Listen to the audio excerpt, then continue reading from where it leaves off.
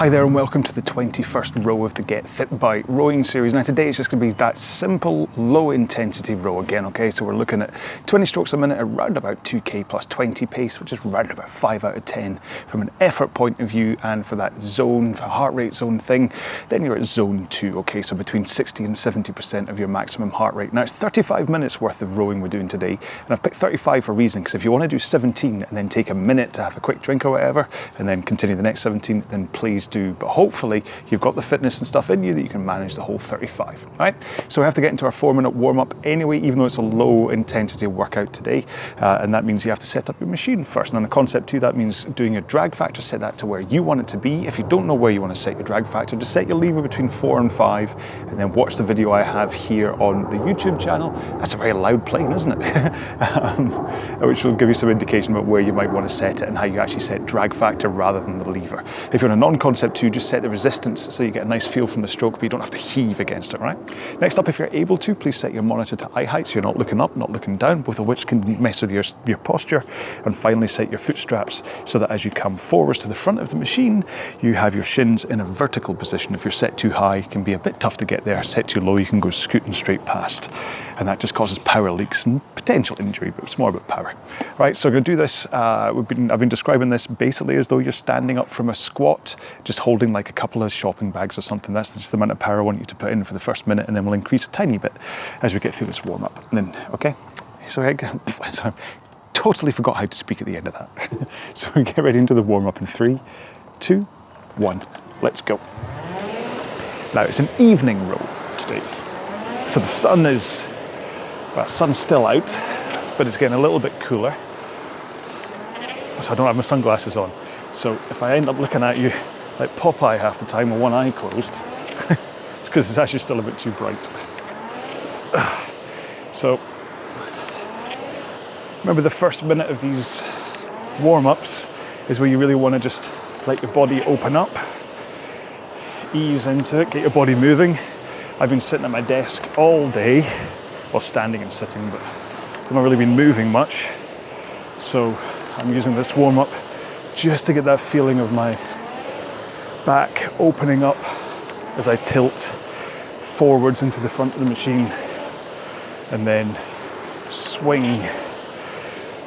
to the back of the machine. So as you're looking at me today, that means 11 o'clock forwards and 1 o'clock backwards, because I'm facing the other way around.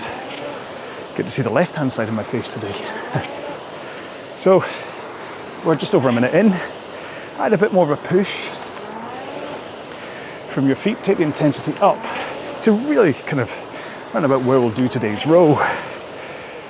Kind of 2k plus 18 to 20 if you have a 2k pace, or that 5 out of 10 effort where you're putting in a push but you can still hold a conversation. And your heart rate will be kind of nudging that 60% heart rate by now. But as we were at warm up, you don't have to worry about that. This is really just about making sure you're ready for the main session. Okay, we'll take 2 more strokes and put 1 foot on the grass and continue rowing. This is where I find out if the drainage in the grass has improved yet. End up with wet feet. It's really heavy clay soil I've got here, and even though I've put in a kind of herringbone, this is very dad chat, isn't it? And drainage underneath it. It still takes ages for the grass to dry out after the rain. Okay, swap feet.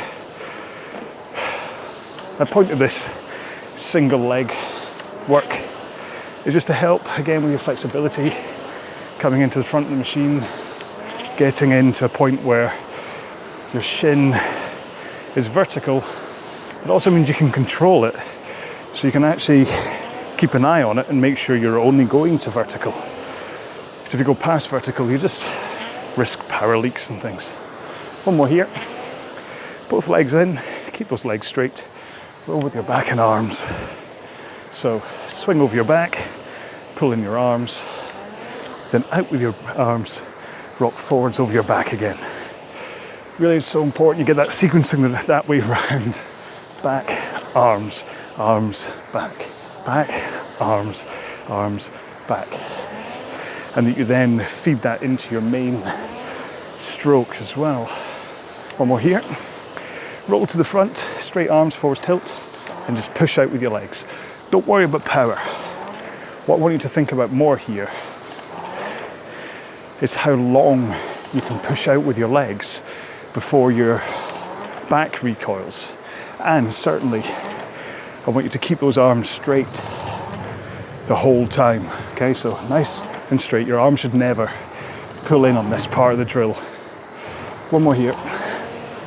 Apart from the very last stroke, I always finish with a full stroke. So, keep moving up and down the rail, have a quick drink, and I will go over one more time what we're doing today. Okay, once again, then what we're doing today is a 35-minute low intensity row at 20 strokes per minute. What do I mean by low intensity? Well, I mean like 5 out of 10 effort, which is pretty much how we were doing that warm up. So you can hold a conversation, you know you're putting in effort, but it certainly doesn't feel hard. If you have a 2K training pace, then I want you to do this around about 2K plus 18 to 20, probably closer to the 20, because I don't want you to balloon and it suddenly becomes hard, okay?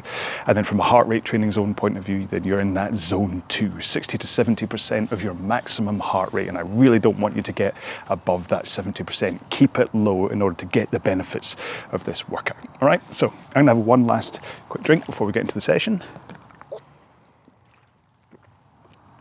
And like I said, if you want to stop after 17 minutes to have a drink and wiggle your backside, please do, but also try and aim to do the whole 35. Okay, so you ready for this? Let's go. In 3, 2, 1. Go. I did actually hear a great description of zone 2 training. It was on the UK HXR podcast, one of the High Rocks podcasts that I listened to, and they were talking to Gethin Jones, the TV presenter, and his partner, or training partner, not partner, but training partner, who had just done a High Rocks, and they were doing lots of zone 2 training to get their fitness up for it. And he described zone 2 as an intensity where you can hold a conversation, but you don't really want to. If you get what I mean, it's like you'd rather be just breathing just for comfort, but you're just working that little bit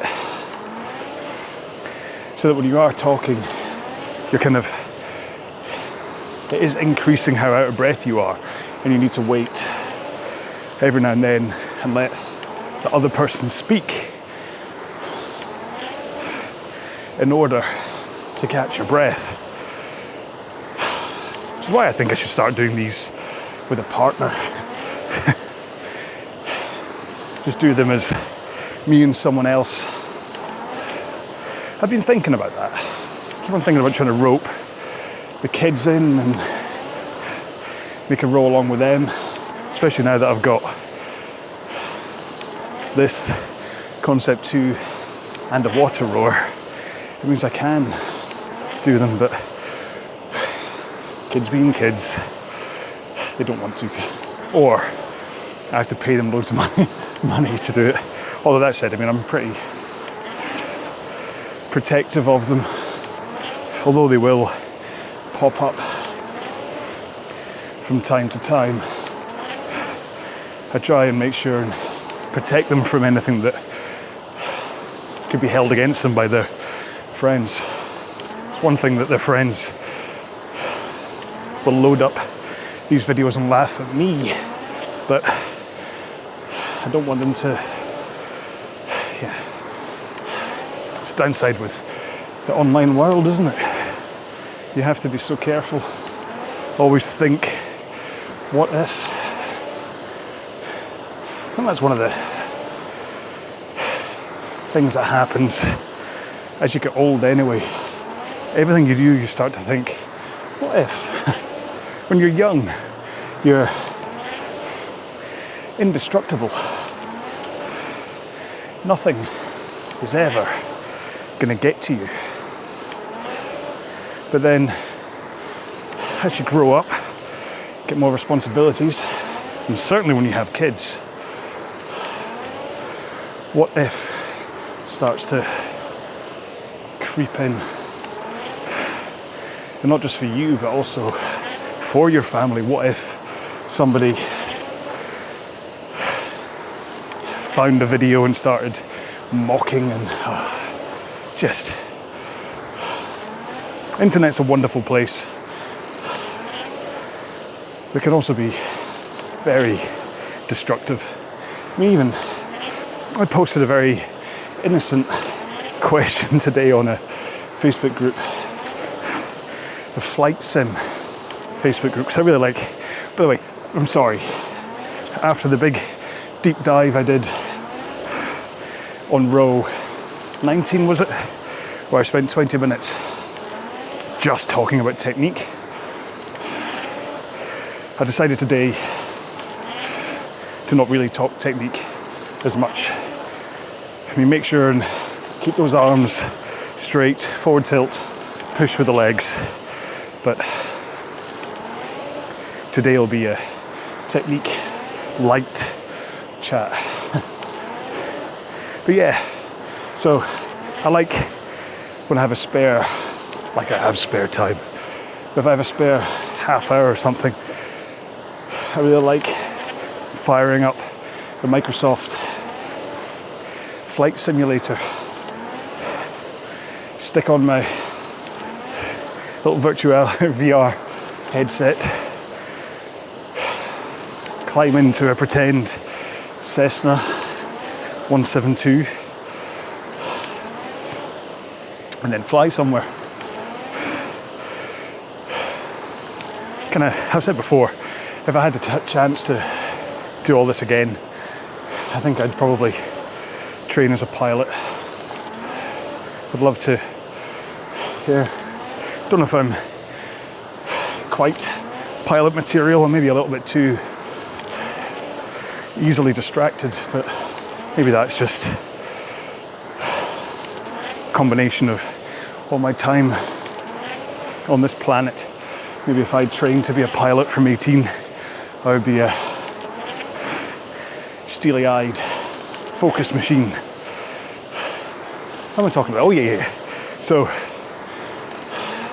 posted a very simple question on a forum, just asking about speeding up time. Because like I said, I've only have like half an hour. So yesterday I was flying from Miami International Airport, and I went to fly to Orlando International Airport, which is a flight that I actually took for my honeymoon all the way back in 2004. And it was in a tiny little Gulfstream plane. I just remember how terrified Julie was in this plane as we're flying through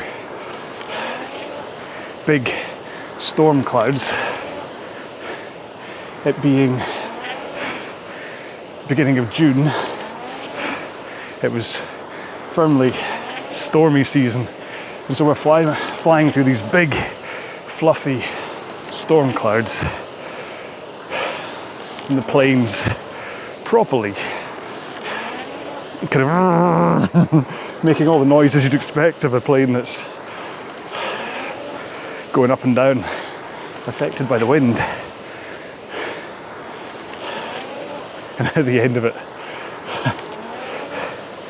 his voice behind us pops up, and please excuse the accent. It says, "Daddy, do you know what the worst part of that flight was?" And the dad's like, "I don't know what."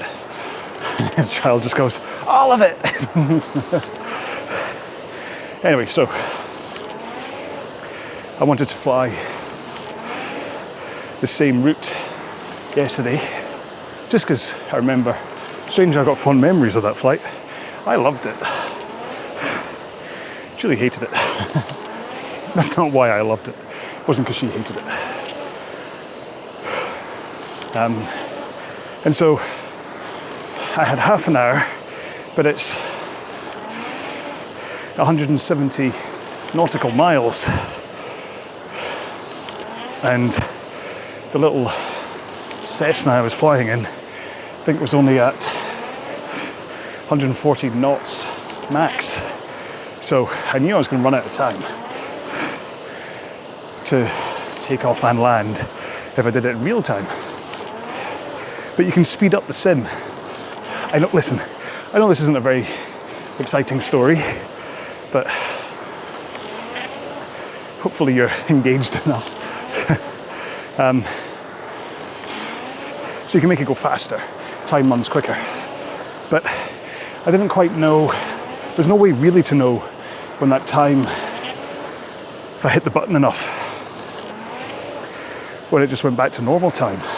So, went onto an internet or a Facebook group, innocently said, basically just that, is there any way to know when time goes back to just like 100% instead of 200% or whatever? And, you know, if I saw that question, if I had the answer, I'd say, oh, press whatever. If I didn't know the answer, I'd keep my mouth shut. But although I got a few helpful replies, most of them were things like, why bother? Why don't you just fly in circles? Why would you do that? Just make time and stuff. And you're like, how's that helpful? But then I think this also comes down to my personality type and possibly my age, where I see our time on this planet as being time to help people, to nurture people, to share what you know, in the hopes that the next generation will build upon that for future generations. Show the way you develop. Share what you know now. Let others build upon it. And yeah, you can charge. I've nothing against people charging to share what they know, teach people. I mean, if you think about it, the DJing for Dummies book that I wrote, people have to buy it. Well, I hope they do. But even before that, and the reason I got the chance to write that book in the first place is because I had a free website, recess.co.uk, still there, teaching people how to DJ using CDs and vinyl, which you need a skill for. I learned how to do it. It took me a while. I couldn't really find any resources, so I decided I'd make my own, share what I knew with others for free.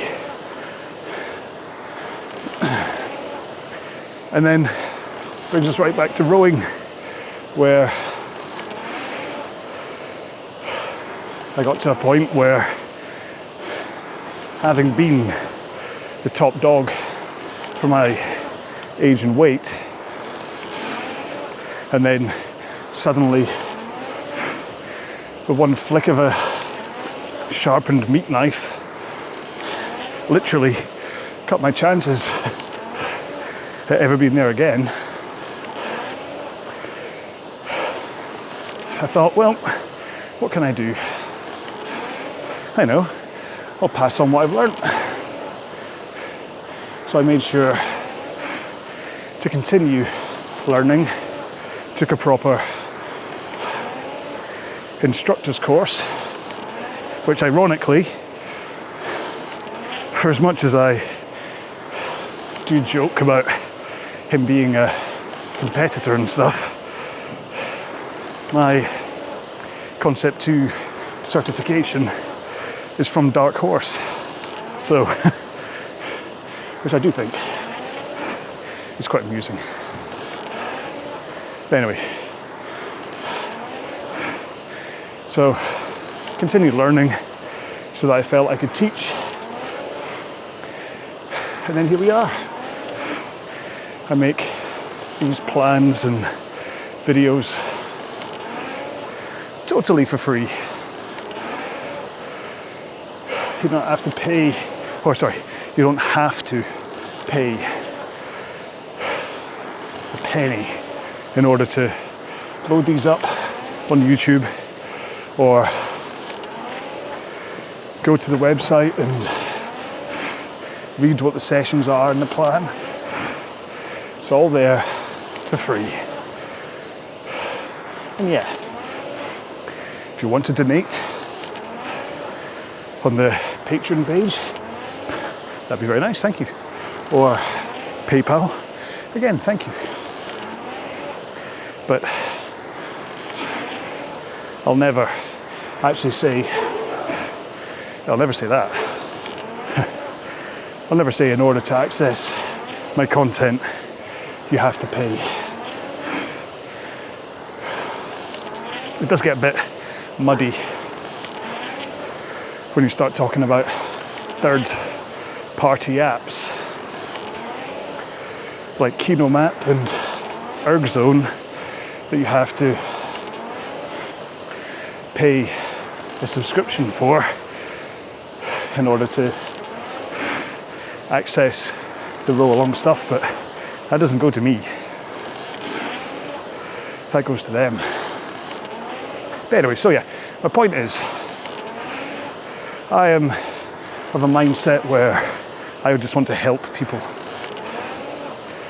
I'm not there to berate or try to appear superior or whatever.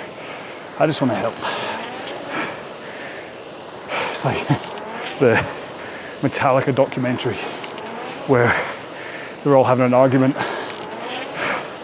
and Kirk, the guitarist, is just in the background going, I just want to rock, man. I just want to rock.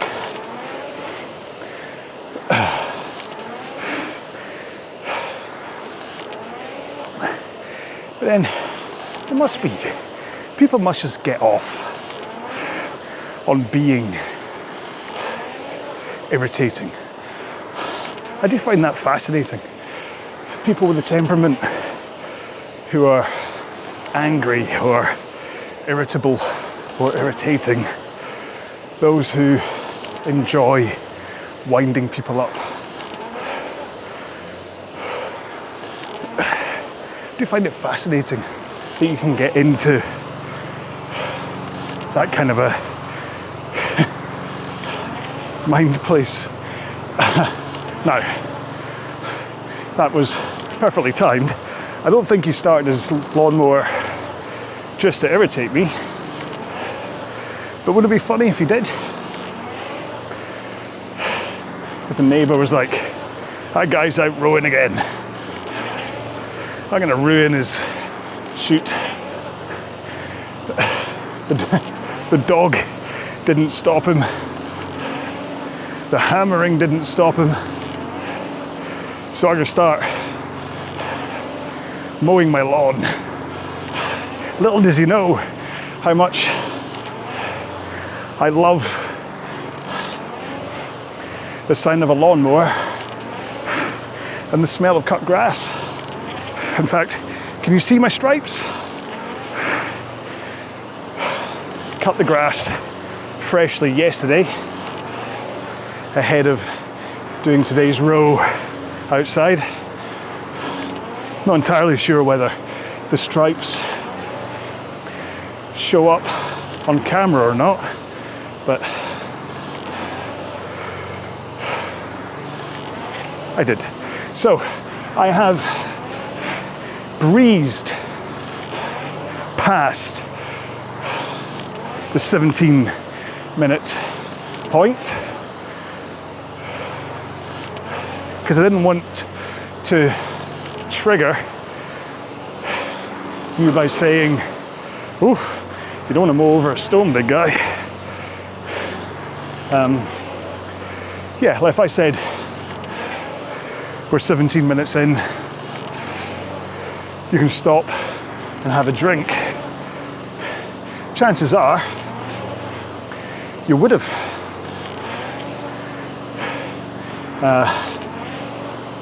So didn't say a thing until now, and now that you're like, well, hang on, I'm past 19 minutes into this row now, surely I can just keep going until the end. That's what I hope for. Sometimes your brain can just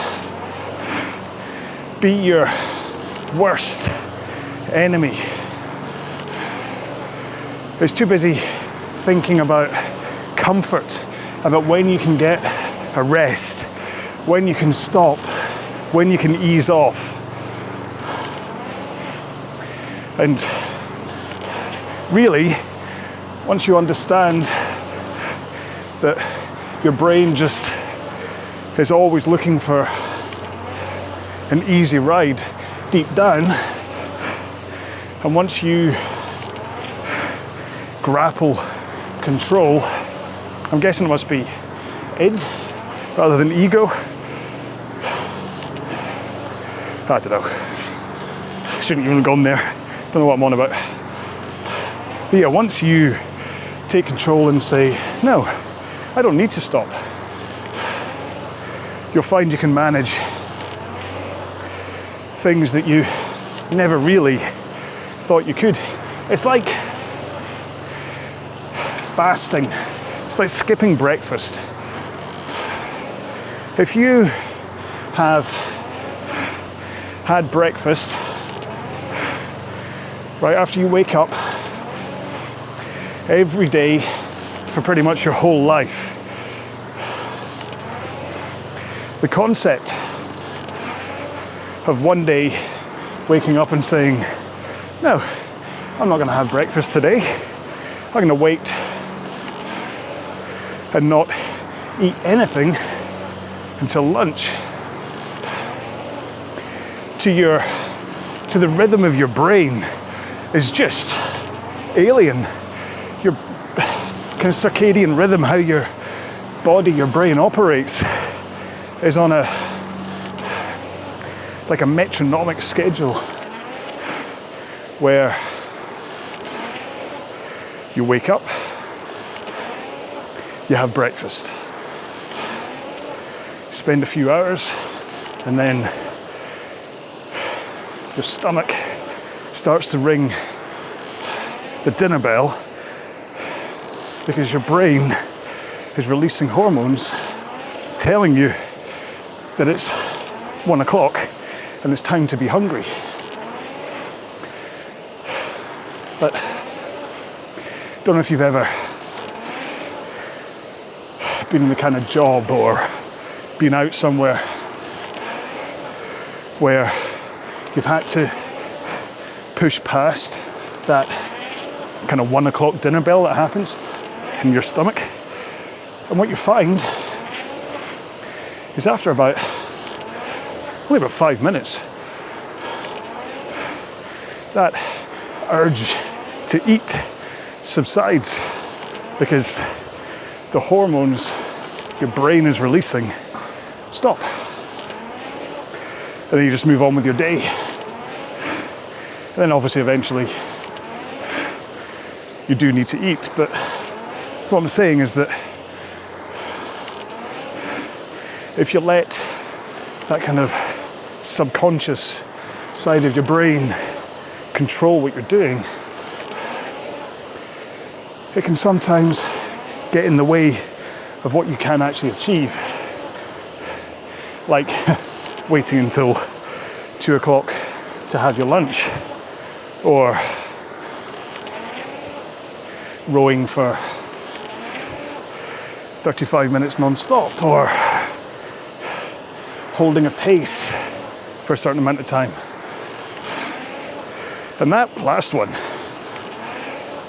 is actually where covering the monitor is a really good idea. I mean, it's up to you how much you want to cover it, but I'll usually leave the time and stroke rate, sometimes heart rate, but usually I'll hide heart rate too. So all I'll see is the counter coming down and the stroke rate I'm at. And I don't worry about looking at the monitor for pace or my heart rate. I just do it entirely by comfort. How do I feel? And that's the same for a row like today. Oh, he obviously wasn't done. Or like a 1K or a 2K. But sometimes covering the monitor can unlock part of you that your brain was holding back. Like, say you're trying to beat a 7-minute 2K or an 8-minute 2K. 8's probably a better example here. So in order to go faster than 8 minutes, you have to duck under 2 minutes per 500 meters average pace. And if you're not used to rowing that fast, when you see it on the monitor, it can be a bit twitchy because you're saying to yourself, oh, I'm working so hard. Oh no, I'm totally out my comfort zone.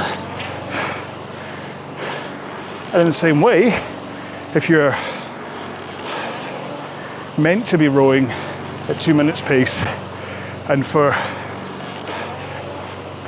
a couple of 100 meters you see it is down at 201, 202, you can set off panic bells because you're rowing thinking, oh, I've blown it, I'll never manage it. And then you give in. Whereas if you just disengage all of the negativity attached to numbers in your brain by covering the monitor, you'll be amazed at what you can actually achieve when you allow yourself to.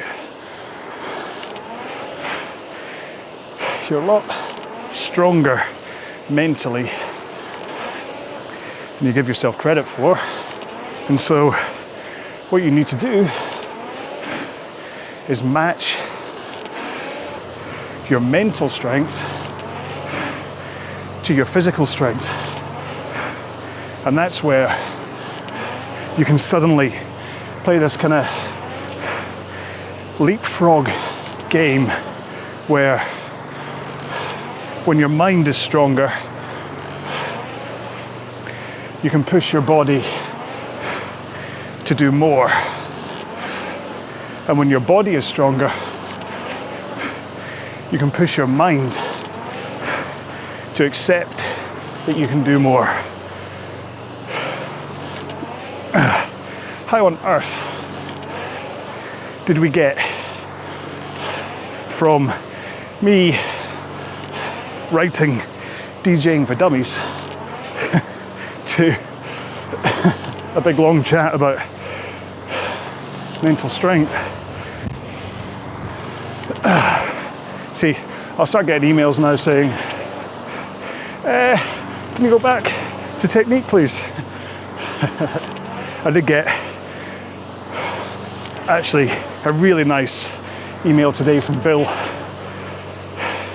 saying how much he loves content, and in fact even so much that he bought 2 of my t-shirts. Not like these actual ones I wear, like from the shop. That's only for my OnlyFans page. My used smelly t-shirt. Oh, yuck. Anyway, moving on. But he did say, I think he's just started this series. And I know in the first, certainly in the first 4 sessions, first week worth of rows, I was coming in quite heavy with the technique chat rather than my usual distracted dinner plans and family and kids stuff. Because he did say, he's like, I know the technique chat is important and I respond to it well, however, I am waiting for you to get distracted and to talk about something a bit more fun, or at least non-technique based. So I took that to heart for today's session. I hope you don't mind, but it's his fault. No. I think it's a good thing to not always be about technique. Okay, 5 minutes to go. Because I mean, as much as I talk non-stop, eventually I am running out of stories. If you look, what did I add up to, like 400 different videos I have up on here that are just workouts, plus like another 200 technique and form check Fridays and app reviews and things. But for the workouts, that's a lot to talk about, a lot to get distracted by. If you figure 400 videos, let's say the average half an hour each, that's 200 hours worth of me just talking to you, which, if you've done every one of my videos, crikey, you deserve a medal. But so it does kind of mean it's easy for me to go, I have no idea what to talk about today, so I'll just talk technique. I'll try not to do that, because again, I know that loads of people don't even know I have a back catalogue going back to like 2016, 17. I think when I first started this PDP, I think that was 17, maybe. But I still get, when I was asked just yesterday about, do you have any 45-minute workouts? And I've got loads on the channel. But that's the other thing about the internet, isn't it? The internet used to be a place where you would search for an answer, but with the growth of Facebook, specifically, I think, people have really got into that place of asking questions instead of searching. It used to be in the days of the like internet forums, the PHP forums and bulletin boards. People would search for an answer first, mostly for fear of being trolled. I did search for my question about the flight sim, by the way, in case you're like, oh, what if he did? I did. But yeah, nowadays, people just want to ask a question. Let somebody give them the answer instead of actually hunt for the answer themselves. Again, I think this is my old man tendencies cropping in here. Youth of today, they don't know how to research a topic, do they? Oh. Why was I talking about that? Oh yeah. So all I would have taken was a search on my channel and they would have seen all the workouts, but you know what? I don't mind. As long as people are still finding what I'm doing when I'm doing them, then you got hope. A few of them will end up going, I wonder if he has any more rows. Any other options here? What else does he talk about? What's he having for dinner? Which, in case you're interested, this used to be a mainstay of my rows. Tonight is just a nice, spicy chili, unlike today's row, which has been a good, mild row. Tonight's is going to be a mouth burner of a chili. Very much looking forward to it, but this is why I'm eating after my row. One more stroke. Look at that. If you did that along with me, that was 700 strokes. Just think how good that is for you if you kept it down at that zone 2 heart rate point. The mitochondria in your blood, your little boats, the mitochondria cells, or whatever, your cells are filling up with all the mitochondria things, whatever. The boat is getting bigger with people. The boat's in your blood, and the boat gives you fuel and power and energy.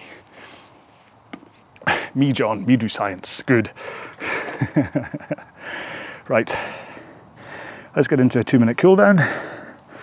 Sorry, 1 second caller while I load it up. Oh, and just breathe heavily at you for a while, sorry. Okay, so we're just gonna do this at pretty much the same pace you were just rowing at, but gradually slide yourself into neutral. Make sure and use this as a cool down, okay? You're not doing this to kind of get your heart rate back up again, you're just doing this to kind of pause how quickly it slows down, all right? Here we go in 3, 2, 1. Oh, let's go. I think someone's having a barbecue. Who has a barbecue on a Monday night? Yeah, I mean, I've got not the best sense of smell. Even I can smell. It smells like a barbecue, or maybe someone's, it is, what's the time? Hang on. It's 10 to 7, so it could just be somebody's cooking the dinner with the door open. But it certainly smells like burgers. Oh. That'd be my, you know, if like various talk shows, or even like I'm a Celebrity, get me out of here, whatever. That kind of, the cheat meal, the perfect meal, the meal, like, well, certainly like if I've just finished a race and did this for both of the High Rocks races and did it in Boston when I raced in the World Championships and things, my kind of celebration cheat meal is a burger. A big burger with lots of cheese, possibly crispy bacon on it if I'm feeling really, brioche bun, chips, or sorry, French fries, maybe a little side of coleslaw. Oh, see, I'm telling you, there is a food loving, large John in me, desperate to get out. If you could just get hold of me. That's why, I mean, it's like the whole thing of, if you had the same thing every day, it'd stop being special, wouldn't it? So cookies every day, what would be the point in cookies? Right, there we go. So that's the main workout done. Get into stretching session next. So find yourself space in the gym, whatever, for a stretching mat if you can. If you don't have time to stretch, that's perfectly fine.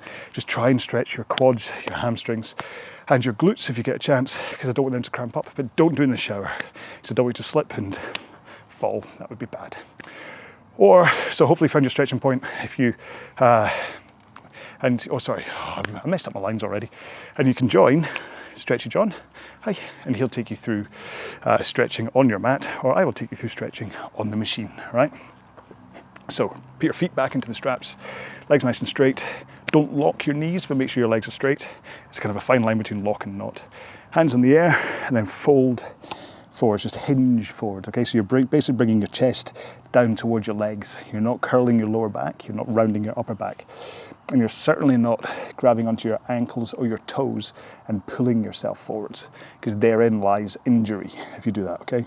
So you can get into this position, and after like 10-15 seconds, walk your fingers up your feet, up your feet, or down your ankles. It depends how far you stretched. I knew there was something I had to caveat in there. And then you can just increase that stretch just a tiny little bit by doing that walk of your fingers. And sometimes that's the little bit, you see, like your natural stretch is just where you fall into, but you're like, oh, I can actually get a little bit more out of this. So I mean by how you can sometimes squeeze a tiny little bit more out. See, this time I've started with the right leg. Have I? No, what am I doing? It's glutes next. I've completely lost how to do my glutes. So put one leg up on the rail. I should start again. One leg up on the rail. Bring this foot over it so that your heel is in the crook of your knee. Hold that knee across your body so you have a straight line between your face, your knee and your foot.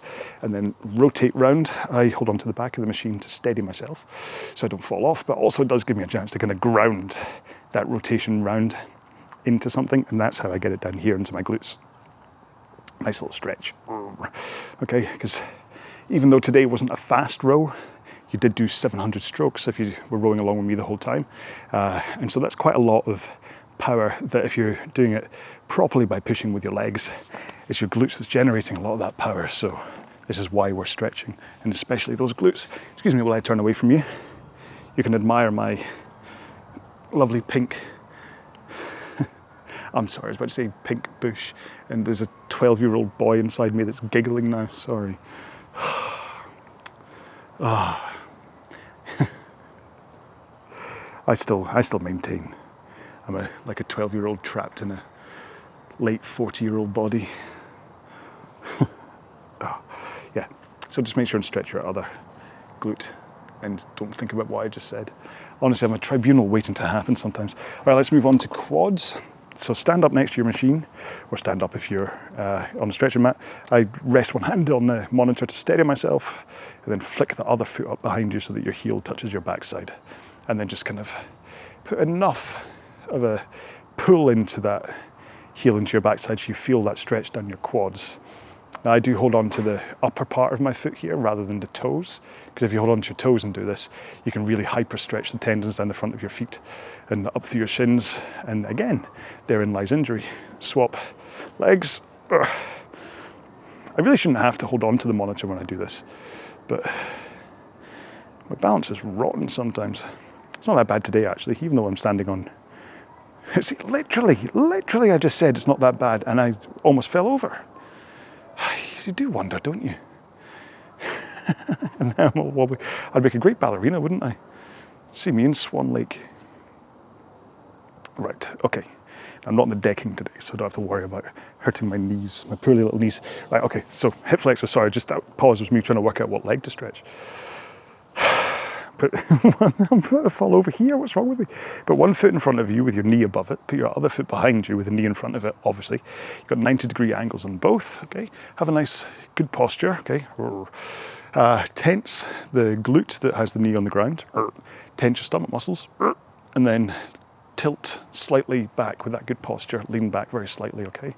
And if you've got that tension between your glutes and your stomach, you really should feel that stretch down the front. Now I have my foot behind me flat on the ground, so the toes are kind of pointing straight. But if I go up onto my toes and do exactly the same thing, suddenly that stretch of the hip flexor gets a lot tighter, stretchier, more forceful, burnier, what's the phrase?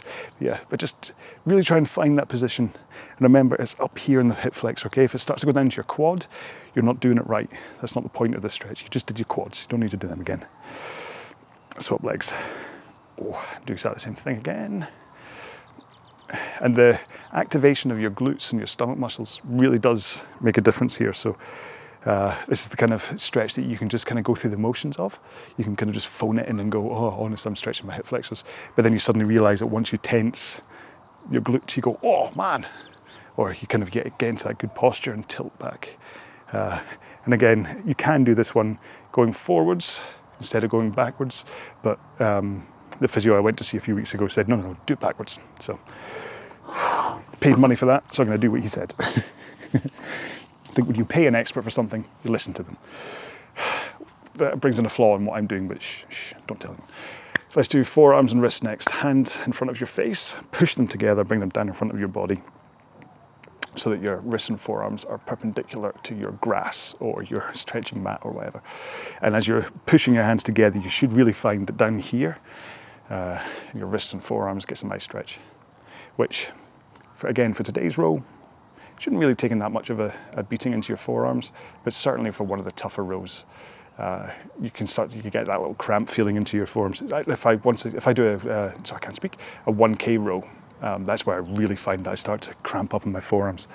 It's kind of, I don't know why it's a 1K, 2K I don't particularly, or 500 meters I don't, but 1K I do. Shoulders next, so hands straight in front of you, bring it across your body, use your other arm to loop across it and hold that arm across against your body, which just adds a little bit of tension across and stretches your delts. This is when I suddenly think, did I turn my zone on? My little heart rate monitor. I've yet to do a video about this, and I've spoken about maybe 7 o'clock. Yeah, I've not made a video yet about the MyZone. I've spoken about it a couple of times. It is a great heart rate monitor, especially this one, the swap arms, because you can wear it on, it has an attachment to wear on your chest, you can wear it on your upper arm like I am right now, or on your wrist. And it's just as accurate when you fit it in the right place. I find if I put it on my arm like it is right now, it's less accurate for rowing, but if it's on a chest strap version, then it is totally accurate for rowing. So I'm just too lazy. Yeah, it's my biggest, I think this is why I could never be a pilot, I'm too lazy. But again, that would have been beaten out of me as a 17, 18-year-old if I'd have joined the RAF to be a pilot. I'm sure they would have beaten the laziness out of me. Right, next up is biceps, so hands behind you as though you're a ski jumper, and then rotate your thumbs outwards, and that will stretch the long head of your bicep. Which you just want to stretch, and then you can get, if you kind of, with a good posture and open your chest out, you'll get a nice just, well, whether it's particularly a stretch or not, it'll just be nice to open up your chest and just kind of give it one last stretch. After all, like in the stroke itself, as you come into a finish, you are opening out your chest. So this is just kind of adding to that and just kind of going, oh, there you go. And then finally, we'll do a triceps. So put a hand up in the air, it gets bored, falls down and touches your spine. Your elbow's kind of pointing in the air, but if you help it with your other arm and really kind of get it pointing straight up in the air, you should find you get a nice stretch into your triceps. Triceps really shouldn't get that much work from rowing. And what you'll find is that if they are tense and sore and whatever, it's because you are tense when you're rowing, especially on the return. If you're coming in and you're rigid as you come forwards, that's when your triceps get activated when you're rowing. The rest of the time, they really shouldn't be in use at all. So if you end up with sore triceps, you're not doing it right. It's the same with the ski erg. If you use a ski erg and you end up with really sore triceps after it, then you're not doing it right. It's really easy to think on a ski erg that it's about like just pulling on the ropes and doing almost like a tricep extension. You know, if you're in the gym and you get the rope and you do that kind of the tricep pull down, it's really easy to think that that's how you're supposed to do a ski erg, but it's not. The ski erg is about kind of coming up and then engaging with your core first and then just kind of whipping the arms down. So your triceps should never really get into it. So if you do a ski erg and your triceps are suffering at the end of it, go watch a video on technique. I'm not the best on it, so that's why I've not made any technique videos yet on ski erg. I'm still trying to get myself happy before I start talking about that stuff. There we go, we're done, okay. Gorgeous night, so thank you very much for joining me. We didn't have that many interruptions, did we? We had a couple of dog barks, had a lawnmower, but that was lovely. Nice and a lot of accompaniment. So yeah, so that's us done. So next session is the last of our max intensity for this Get Fit by Rowing series, okay? So prepare yourself for that. Make sure and get some sleep and food and whatever, and make sure you're ready. This is one where you are gonna, your entire bowl of power that you've been building up in tomorrow's session should go whoosh and empty into it, okay? I want you to put absolutely everything into the max intensity session that follows this one, all right? So I do hope you enjoyed this one. Please leave me some kind of a comment. Let me know whether you're like, you know what, big guy, can you get back to technique? We're a bit bored today by your chat about flight sims and stuff. Worst case I will. And make sure to leave the hashtag #GetFitWithRowAlong so I know you've seen in this part of it. But yeah, and I've kind of run out of things to say. No, to be honest, I'll never run out of things to say. Whether I'll just say the same things over and over again, who knows. But yeah, thank you so much for doing this one along with me and for putting up with my waffling nonsense. Look after yourselves, make sure and have something to drink and eat and whatever. I will see you in a future video. Row well, be well, bye-bye. Why did I just do that? Bye-bye.